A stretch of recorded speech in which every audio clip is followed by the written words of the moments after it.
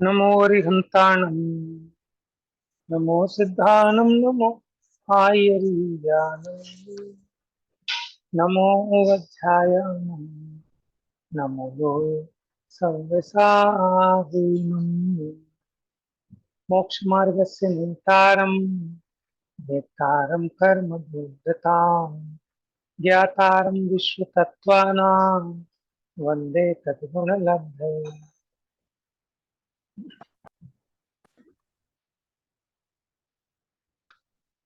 चलिए, आप लोगों ने अगर कुछ पूछना है या मैं पूछना प्रारंभ करूं? चलिए बताइए, आप्त किसे कहते हैं? आप्त किसे कहते हैं? जो सर्वज्ञ वीतरागी और हितोपदेशी हो उन्हें आप्त कहते हैं। ठीक है। और अरहंत किसे कहते हैं?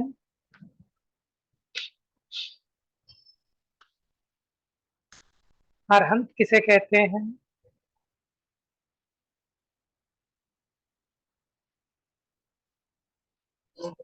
जिनकी जो दिव्य ध्वनि और धर्म गुरु होते हैं। क्या जिनकी दिव्य ध्वनि कीर्ति है। हाँ, प्रश्न प्रश्न मैंने पूछा है कि अरहंत किसे कहते हैं? जो कर्म रूपी शत्रुओं को जीतते हैं उन्हें अरहंत कहते हैं। ठीक है। जिनके चार और घातीय कर्मों का नाश तो हो गया हो। ठीक है, चार घातीय कर्मों का नाश हो गया। अच्छा, भगवान किसे कहते हैं? भगवान किसे कहते हैं?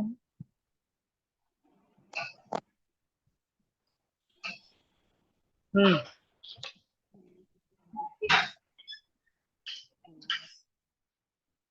हाँ, सचिन भैया, भगवान किसे कहते हैं? ये अच्छा, कोई बात नहीं। देखिए, जो वीतरागी और सर्वज्ञ हो वो भगवान है। क्या कहा?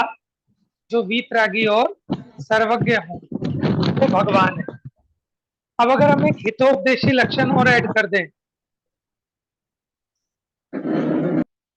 हितोपदेशी लक्षण और ऐड कर दें, ठीक है, तो जो भगवान है वो जरूरी नहीं है कि वो उपदेश भी दें।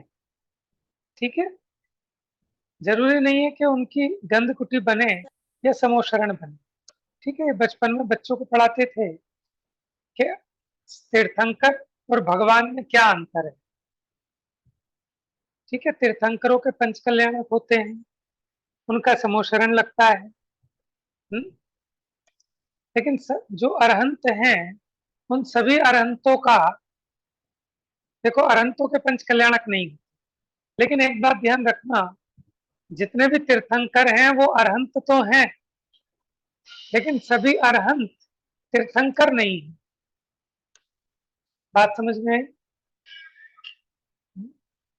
जैसे बच्चों को ऐसे समझाते थे कि जितनी भी मम्मियां हैं वो सब महिला तो हैं, लेकिन सभी महिलाएं मम्मी नहीं है, है ना? उसी प्रकार जितने भी तीर्थंकर हैं वो अरहंत तो हैं ही, ठीक है, लेकिन सभी अरहंत तीर्थंकर हों ऐसा जरूरी नहीं है।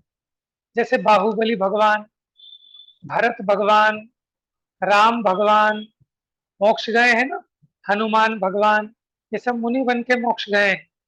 जैसे कुंभकर्ण भगवान, मेघनाथ भगवान, ये सब मुनि दीक्षा धारण करके मोक्ष गए हैं। तो ये अरहंत तो बने, लेकिन ये तीर्थंकर नहीं थे। अब अरहंतों में भी कई प्रकार के अरहंत होते हैं। उपसर्ग केवली, अंतःकृत केवली, मूक केवली, सामान्य केवली। ठीक है, तो उनमें जो मूक केवली होते हैं उनकी वाणी नहीं फिरती। केवली माने अरहंत। तो अरहंत किसे कहते हैं? जिन्होंने चार घातीय कर्मों का नाश कर दिया। तो चार घातीय कर्मों का नाश तीर्थंकर के भी है। ठीक है, थोड़ा सा अंतर है। तो आप्त किसको कहना? कि जिसका उपदेश होता है।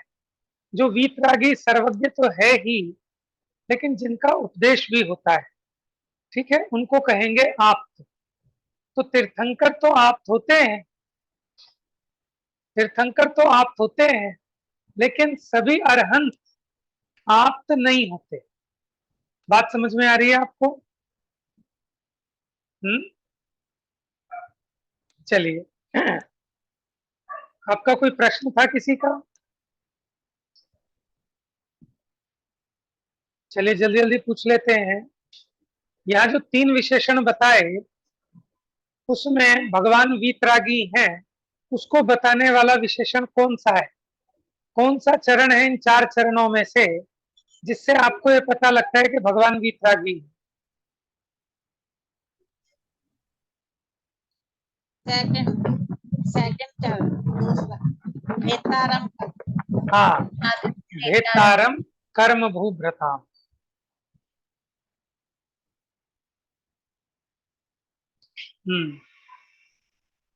ठीक है। और भगवान हितोपदेशी हैं, ये किससे बताया? तीसरे चरण में भैया ज्ञातारम विश्व तत्वानाम।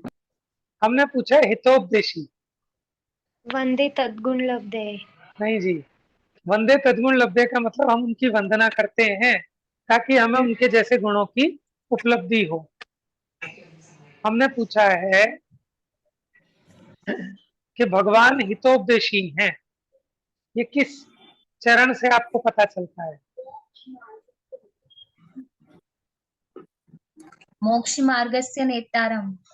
कल बताया था ना, नेताओं का क्या काम होता है?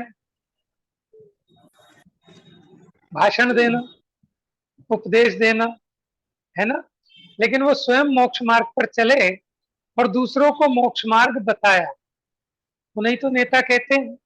तो जो मोक्ष मार्ग के नेता हैं यानी हितोपदेशी। और ज्ञातारम विश्व तत्वानाम से कौन सा गुण बताया? सर्वज्ञ। सर्वज्ञ। Very good.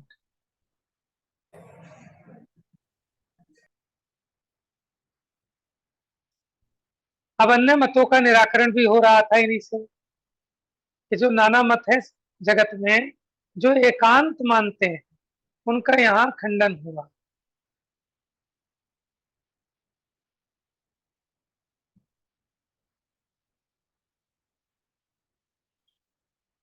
फिर हमने देखा था कि वीतरागी और सर्वज्ञ का कहा हुआ आगम ही प्रामाणिक हो सकता है।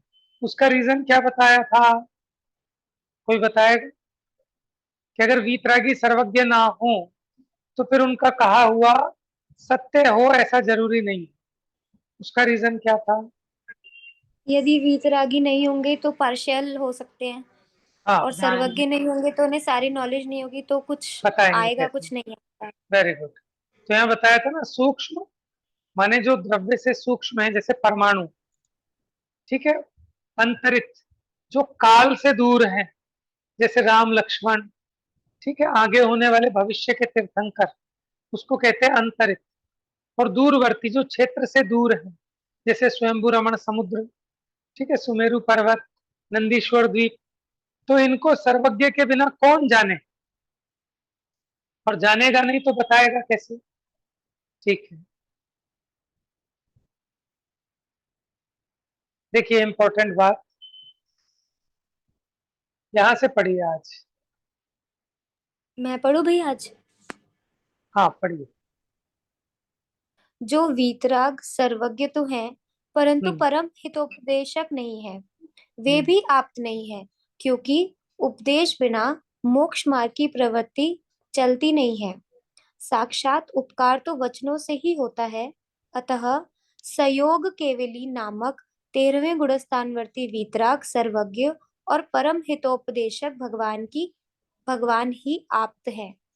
समझ में आया? सर्वज्ञता यानी जो वीतरागी सर्वज्ञ तो हैं लेकिन हितोपदेशी नहीं, तो वो आप्त नहीं है। अरहंत तो है, पूज्य तो है, लेकिन वो आप्त नहीं है, क्योंकि उपदेश के बिना मोक्ष मार्ग की प्रवृत्ति नहीं चलती, और साक्षात उपकार वचनों से होता है। इसलिए सयोग केवली नामक 13वें गुण स्थानवर्ती वीतरागी सर्वज्ञ और परम हितोपदेशक भगवान ही आप्त है। ठीक है, बढ़िए। अब सर्वज्ञता के सर्वज्ञता। अभाव सर्वज्ञता के अभाव में विपरीत प्ररूपणाएं और उनका निराकरण। इन अरहंत भगवान के बिना अन्य छद्मस्त अज्ञानी एकांतवादी अपनी इच्छा से अनेक प्रकार की मिथ्या कल्पनाएं कर वस्तु का स्वरूप अन्यथा कहते हैं। उनमें से कोई जीव तत्व का अभाव कहते हैं, कोई जीव को ज्ञानादि गुणों से पृथक निर्गुण मानते हैं, कोई उसे कर्म की उपाधि से रहित सर्वथा शुद्ध ही मानते हैं, इत्यादि एकांत अभिप्राय से वस्तु को अनंत धर्मात्मक नहीं मानते हैं।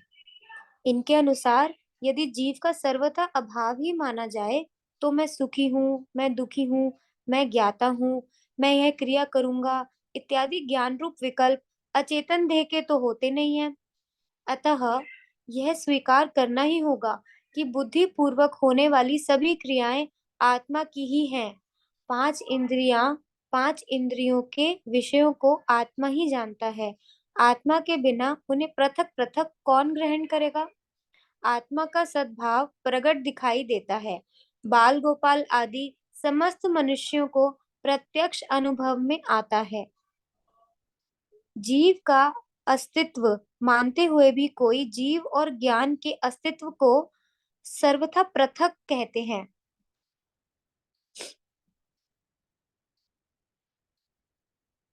ऐसा मान लेने पर आत्मा के बिना ज्ञान का अस्तित्व और ज्ञान के बिना आत्मा का अस्तित्व कैसे सिद्ध होगा?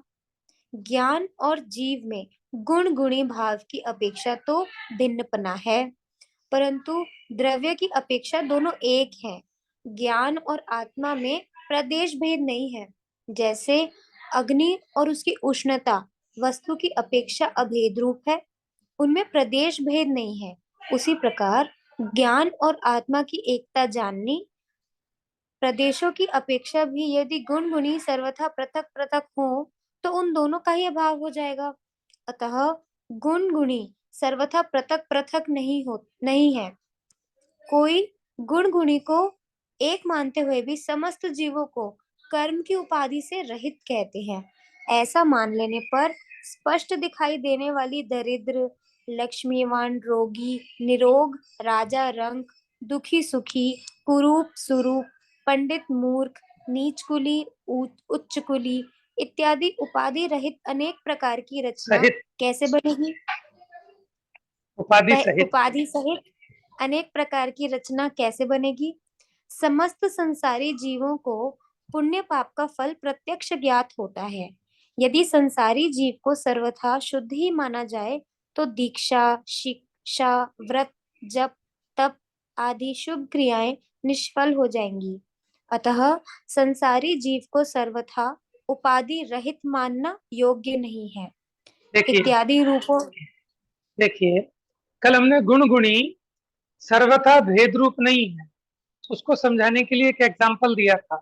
कौन बताएगा वो एग्जाम्पल?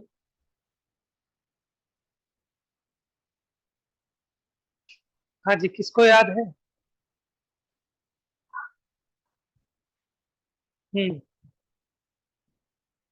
नहीं याद? जैसे मिश्री और मिठास। मिश्री और मिठास का। हाँ जी, बहुत बढ़िया, थोड़ा लेट हो गए आप। मिश्री और मिठास, तो मिश्री गुण है या गुणी है? हाँ जी, गुणी है और उसकी मिठास उसका गुण है। वेरी मिश्री गुड, गुणी, मिठास गुण। ठीक है। तो मिश्री और मिठास ये दोनों एक हैं कि अलग अलग हैं? एक है। हाँ जी, भाभी जी, तरुणा भाभी। एक है, अलग अलग है। मिश्री की मिठास गुण गुणी। हाँ जी, एक हैं कि अलग अलग हैं? एकम एक है। हाँ जी, और बताइए, और किसी का कोई और कुछ विचार, कोई मंतव्य? एक ही है। भिन्न है पर द्रव्य की अपेक्षा एक है। बहुत बढ़िया, फिर दोबारा बताओ एक बार स्पष्ट रूप से। भाव की अपेक्षा तो भिन्न है दोनों, परंतु द्रव्य की अपेक्षा एक है। हाँ, भाव की अपेक्षा तो भिन्न नहीं कहेंगे, उसको क्या कहेंगे? देखो, गुणी वो तो है द्रव्य, गुणी तो है द्रव्य, और गुण उसका एक अंश है, यानी गुणी है अंशी, ठीक है, और मिठास उसका एक गुण है। उस मिश्री में मिठास जैसे अनंत गुण रहते हैं, जैसे सफेदी, चिकनाई, चकोरपना, ठीक है, कड़कपना, ऐसे अनेक गुण है ना, समझ में आया। तो मिश्री ऐसे ऐसे अनेक गुणों के समुदाय रूप है। इस अपेक्षा भेद कहो तो कहो, लेकिन प्रदेश भेद नहीं है कि गुण कहीं और हो और गुणी कहीं और हो।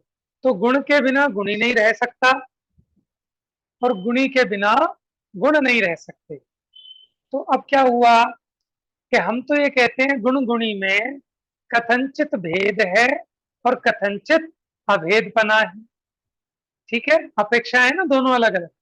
लेकिन कोई मत तो ये कहता है कि गुण गुणी सर्वथा अभेद है, वो भी ठीक नहीं है। और कोई कहता है कि गुण गुणी सर्वथा भेद रूप है।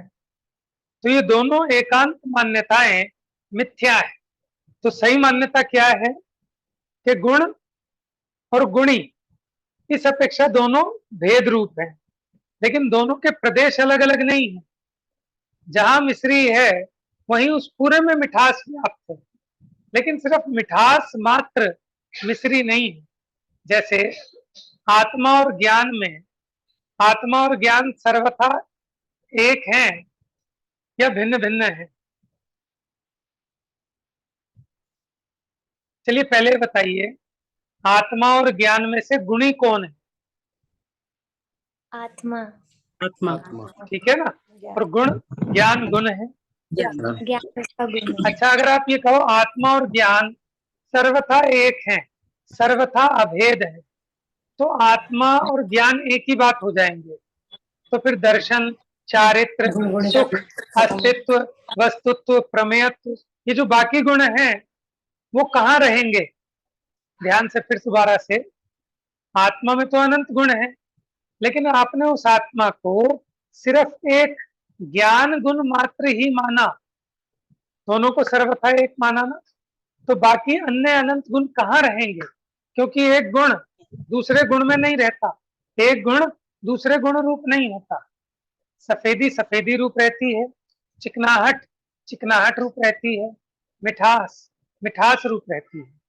लेकिन ऐसे रहते हुए भी ये सब के सब अभेद अखंड हैं, और इन सब गुणों के समुदाय का नाम गुणी है। तो इस अपेक्षा भेद है, क्योंकि गुणी एक होता है और गुण अनेक होते हैं। क्या कहा? गुणी एक होता है और गुण अनेक होते हैं। गुणी अंशी है और गुण उसका अंश है। जैसे पत्ता और पेड़ एक ही बात है कि अलग अलग? पत्ता और पेड़, पत्ता उसका अंश है। हाँ, तो अंश अंशी की अपेक्षा भेद है, ठीक है, गुण गुणी की अपेक्षा भेद है। लेकिन पत्ता कहीं और रहता हो और पेड़ कहीं और रहता हो, ऐसा तो नहीं है। तो जो नाना प्रकार के जगत में मिथ्या एकांत चलते हैं उनका निराकरण किया। अब उसके बाद ये कहा कि जो आत्मा को सर्वथा कर्मोपाधि से रहित मानते हैं, शुद्ध मानते हैं कि आत्मा कर्मों से न्यारा है, आत्मा सर्वथा शुद्ध है, तो कोई अमीर, कोई गरीब, कोई रोगी, कोई निरोगी, कोई सुखी, कोई दुखी, ये सब अंतर क्यों पाया जाता है? ये सारा का सारा अंतर कर्मोपाधि की वजह से है। और अगर ये सर्वथा शुद्ध हो तो फिर इसे अब मोक्ष मार्ग का उपाय करना भी नहीं रहा। फिर व्रत, तप, उपवास, उपदेश, ये सब क्रियाएं निष्फल हो जाएंगी। इसलिए संसारी जीव को सर्वथा उपाधि रहित मानना योग्य नहीं है।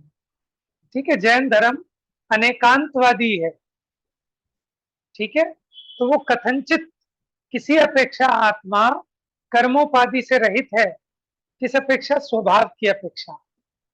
लेकिन वर्तमान पर्याय की अपेक्षा अभी जीव को कर्मों का संयोग भी। तो ऐसा वस्तु कथन जिन धर्म के सिवाय अन्य धर्मों में नहीं है, इसलिए वो उपदेश सच्चा उपदेश नहीं। ठीक है, थोड़ी सी कठिन बात है, लेकिन समझ में ना आए ऐसी तो नहीं। ठीक है, क्योंकि आप लोगों के चेहरों से लग रहा है कि बहुत मुश्किल भारी भरकम बात आ गई।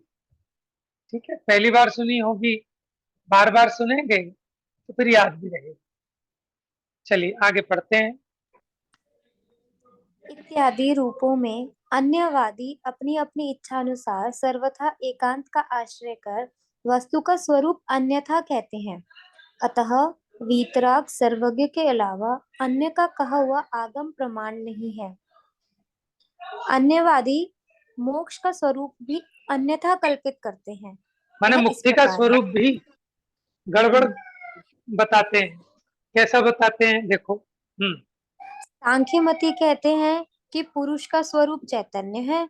उस स्वरूप को ज्ञेयाकारों को जानने से परांगमुख हो जाना मोक्ष है। परंतु मोक्ष का स्वरूप ऐसा मानने पर वह असद्भाव रूप ही सिद्ध होगा, क्योंकि निराकार रूप वस्तु तो गधे के सींग के समान मिथ्या कल्पना रूप है। इस प्रकार सांख्यमती द्वारा मान्य मोक्ष मिथ्या जानना।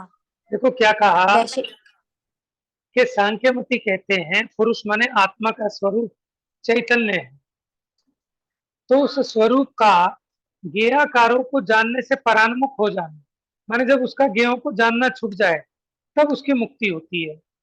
तो जो आत्मा जाने ही नहीं, वो आत्मा आत्मा कहाँ रहेगा, वो तो जड़ हो जाएगा। तो उन्होंने जो मोक्ष का स्वरूप माना वो तो जीव का ही नाश सिद्ध होगा कि बिना ज्ञान के बिना जाने जीव एक समय भी नहीं रहेगा। ठीक है, हमें ऐसी मिश्री लाओ कि जो मीठी ना हो, मिश्री नहीं होगी। ऐसा जीव के जानना ना हो इसको तो ये शुद्ध हो जाएगा, मुक्त हो जाएगा। तो ये तो मिथ्या कल्पना है, ये सांख्य मति की कल्पना है। अब वैशेषिक मत वाला क्या मानता, पढ़िए। वैशेषिक मति कहते हैं कि आत्मा में विद्यमान बुद्धि, इच्छा, राग, द्वेष, धर्म, अधर्म, सुख, दुख, संस्कार, इन 9 गुणों का सर्वथा नाश हो जाना मोक्ष है। परंतु यह भी कल्पना मिथ्या है, क्योंकि सर्वथा शून्य रूप तो अवस्तु ही होती है, अतः यह प्रमाण नहीं है।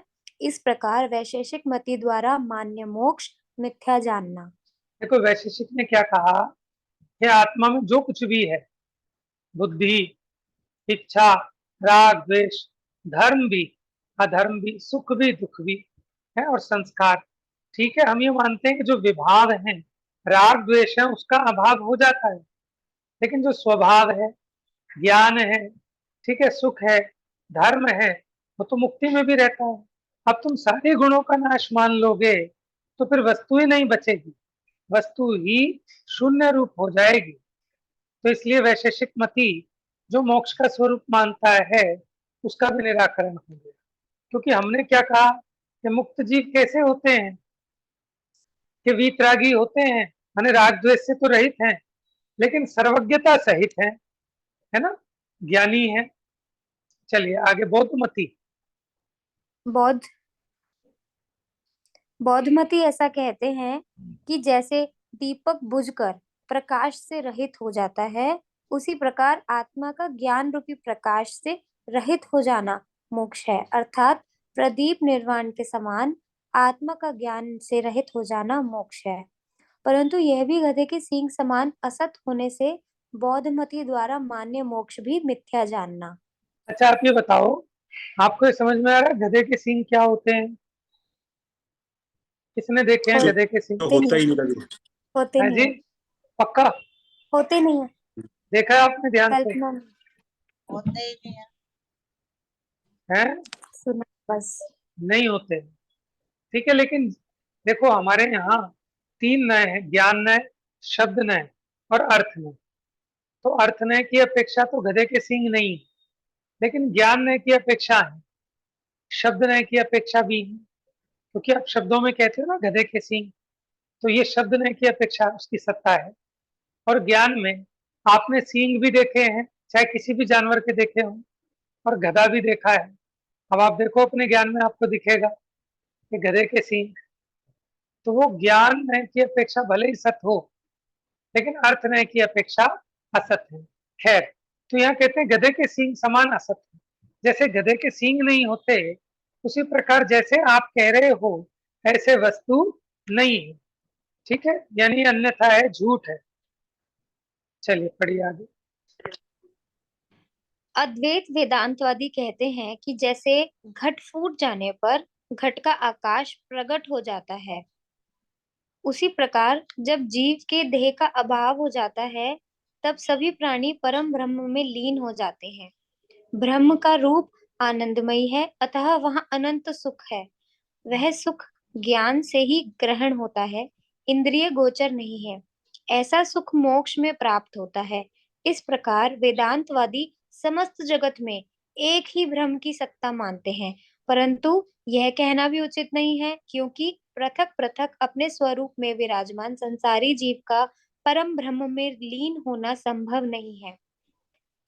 इस प्रकार अद्वैतवादी द्वारा मान्य मोक्ष मिथ्या है। देखो, जो ब्रह्म अद्वैतवादी हैं वेदांती, वो कहते हैं एक को ब्रह्म, जगत मिथ्या, एक सिर्फ ब्रह्म है। ठीक है। और ये जैसे घड़ा होता है ना, घड़ा आकाश, घड़े में आकाश तो सब जगह है, घड़े के भीतर भी स्पेस है ना।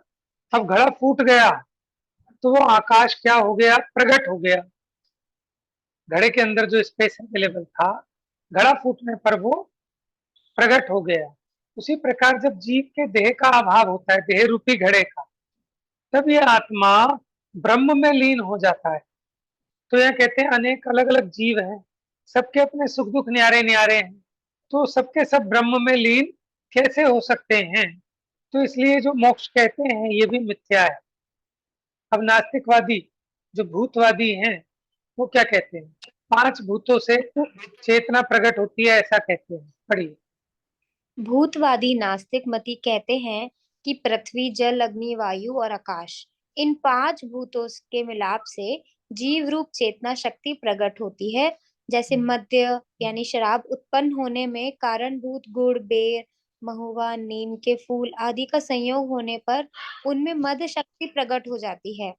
उसी प्रकार पृथ्वी आदि 5 तत्वों के संयोग से चेतना स्वरूप जीव उत्पन्न हो जाता है। शरीर का नाश होते ही जल की बुदबुद समान चेतना भी विलीन हो जाती है।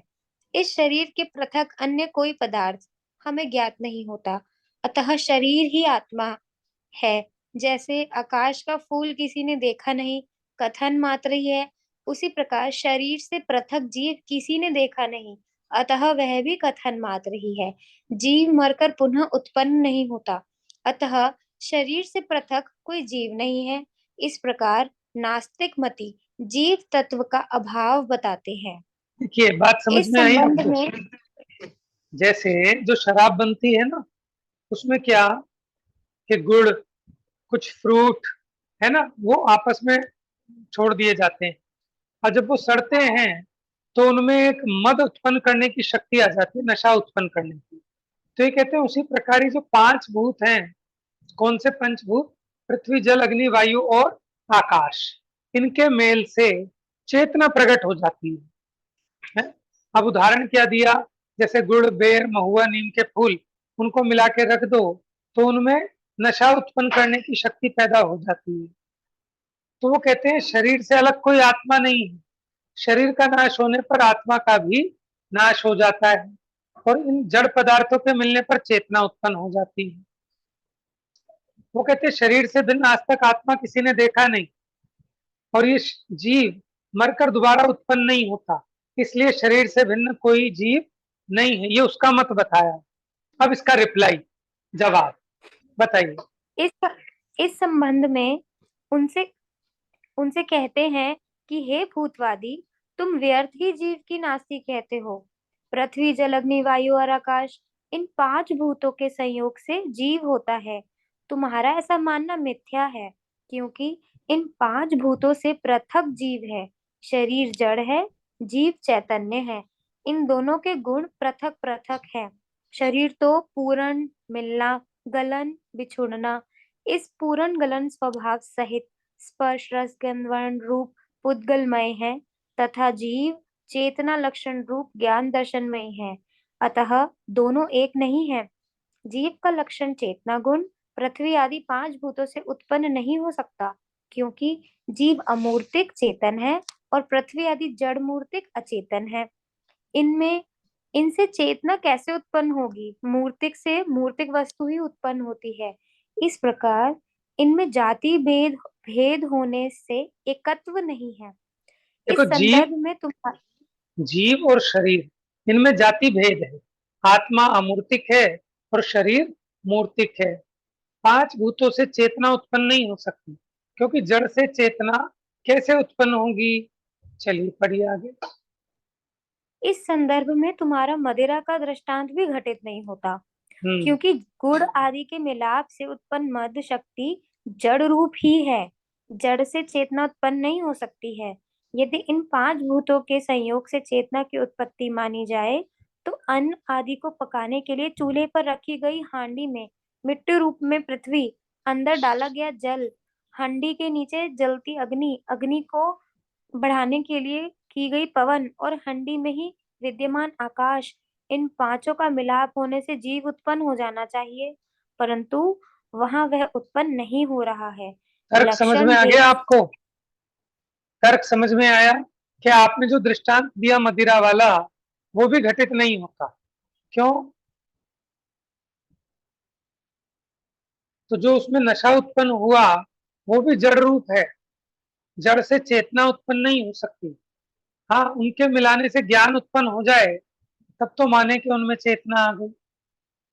और अगर कहते हो कि 5 भूतों के मिलने से चेतना उत्पन्न होती है, तो आपने हंडिया में माने चावल पकाने के लिए रखे चूल्हे में, तो हंडिया मिट्टी की है तो मिट्टी तत्व हो गया। अग्नि लगाई है, उसके नीचे अग्नि तत्व हो गया। आकाश तो सब जगह ही है? और क्या? जल, उस हंडिया में जल भी है? अग्नि है।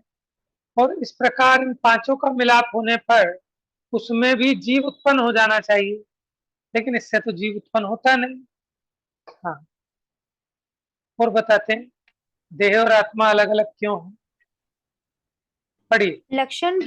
लक्षण भेद से शरीर और जीव पृथक पृथक अनुभव गोचर है।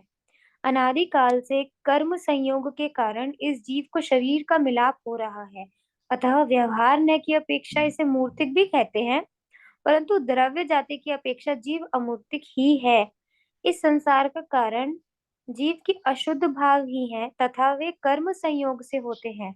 उस कर्म का संयोग जीव के रगादि भावों से होता है। जो जैसा कर्म करता है उसे आगामी पर भव में और इस भव में भी उसी प्रकार का फल भोगना होता है। अज्ञान भाव से यह जीव सांसारिक चतुर्गति में भ्रमण करता है और ज्ञान भाव से सिद्ध पद रूप मोक्ष में अचल रहता है। इस प्रकार हे नास्तिकवादी, तुम जो जीव और मोक्ष का अभाव ही मानते हो वह उचित नहीं है। देखिए, अब यहाँ सिद्ध किया कि चेतन शरीर से भिन्न है।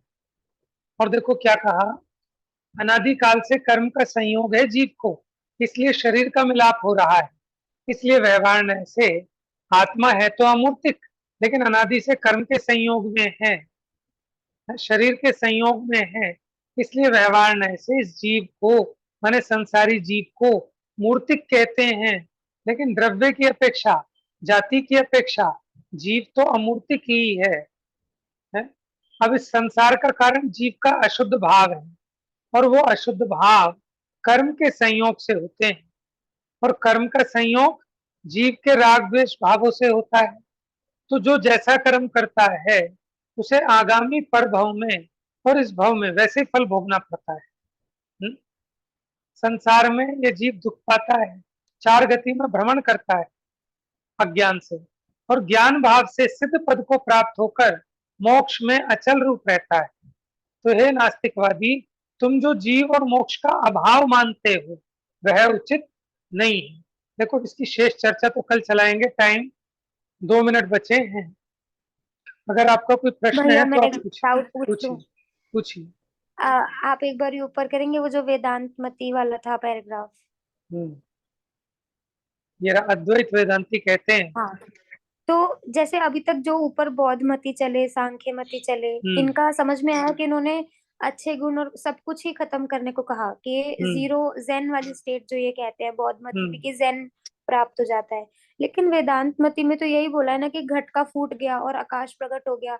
ये थोड़ा थोड़ा सिमिलर नहीं लग रहा हमारे से कि जैसे हमारे सारे कर्म नष्ट हो गए और हाँ, जो हमारे आत्मा है वो एकदम ऊपर चला गया, सारे अष्टकर्म नष्ट होकर, तो ये देखो, थोड़ा थोड़ा सिमिलर लग रहा है मैं मुझे। बताता हूँ नहीं वो क्या भैया, कह रहे हैं। हाँ इसमें बोलिए। इसमें तो ये कह रहे हैं ना, देह का अभाव। देह का अभाव हाँ। का मतलब अगर शरीर छूट गया सिर्फ आपका, हम्म। तो आप मुक्त हो गए। फिर तो जो आदमी हम्म। आत्महत्या कर रहा है, देह को छोड़ के सब मुक्त की प्राप्ति कर लेंगे। सही बात, बहुत बढ़िया। ठीक है। और दूसरी बात देखो, वो क्या कहते हैं, सभी प्राणी परम ब्रह्म में लीन हो जाते हैं। माने जो एक आत्मा मानते हैं जगत में, जिसको कहते हैं ब्रह्म, माने जो भी व्यक्ति देह को छोड़ता है वो ब्रह्म रूप हो जाता है। वो ये कहते हैं कि अलग अलग जीव नहीं है, ये सब एक ब्रह्म के अंश हैं। जबकि हम क्या कहते हैं कि अनंत जीव हैं और सब न्यारे न्यारे, भले ही सब सिद्ध शिला में जाएं, लेकिन सब अपने अपने क्षेत्र में हैं। एक जीव के सुख दुख को कोई दूसरा जीव नहीं भोग सकता। ठीक है ना।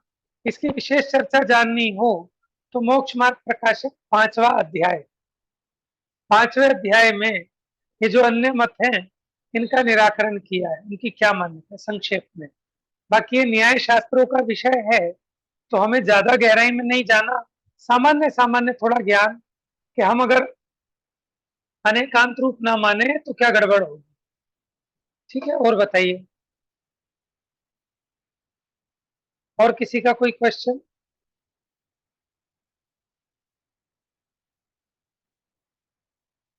तो अभी हो सकता है थोड़ा सा कठिन लग रहा हो, क्योंकि इसमें आपको सारे ग्रंथों का सैंपल मिलेगा, बहुत बड़े बड़े ग्रंथों का जो विषय है। अभी ये जो विषय चल रहा है ये आत्ममीमांसा, आप्त परीक्षा, ऐसे जो बड़े बड़े न्याय के ग्रंथ हैं, ये उन संबंधी विषय है कि अन्य मतों का खंडन कैसे होगा। माने आचार्य देव ने एक श्लोक लिखा, मोक्ष मार्गस्य नेतारम भेत्तारम कर्म भूभ्रताम ज्ञातारम विश्व तत्वानाम वंदे तद्गुण लब्धे। और इस एक श्लोक के द्वारा जितने भी मिथ्या मत थे सबका खंडन कर दिया। अब उस पर बहस चलती है, बड़े बड़े ग्रंथ हैं, सिर्फ एक इस श्लोक के ऊपर मैंने आपको बताया था आत्ममीमांसा, जिसमें 114 कारिकाएं हैं, ऐसा एक सेपरेट ग्रंथ लिखा समंत भद्राचार्य ने, उसका नाम देवागम स्तोत्र भी है। ठीक है। फिर उसी के और खुलासे में आप्त परीक्षा की गई, माने सच्चा आप्त कौन है, कि जो वीतरागी है वही सच्चा आप्त है। ये जो वैशेषिक मत मानता है ये सच्चे आप्त क्यों नहीं है, उसमें बहुत बहस है। जैसे लॉ में होता है ना, कोर्ट में कचहरी में दो वकील खड़े हो जाते हैं पक्ष और विपक्ष के, उसी प्रकार इन ग्रंथों में न्याय और युक्तियां दे देकर, ठीक है, अपने अपने मत की सिद्धि कर रहे हैं। तो अंत में जीतेगा कौन, कि अनेकांत में मत ही जीतेगा, क्योंकि वो वस्तु स्वरूप के अनुकूल है। तो न्याय ग्रंथों का विषय आया। अब आगे इसमें सभी प्रकार के विषय आपको प्राप्त होंगे, करना नियोग का भी, चरना नियोग का भी, है ना। तो अपने आप में बहुत बढ़िया टीका है। चलिए जिनवानी स्तुति करते हैं। जावानी के ज्ञान से सूझे लो कालो, सो वाणी मस्तक नमो सदा देत हूँ धो।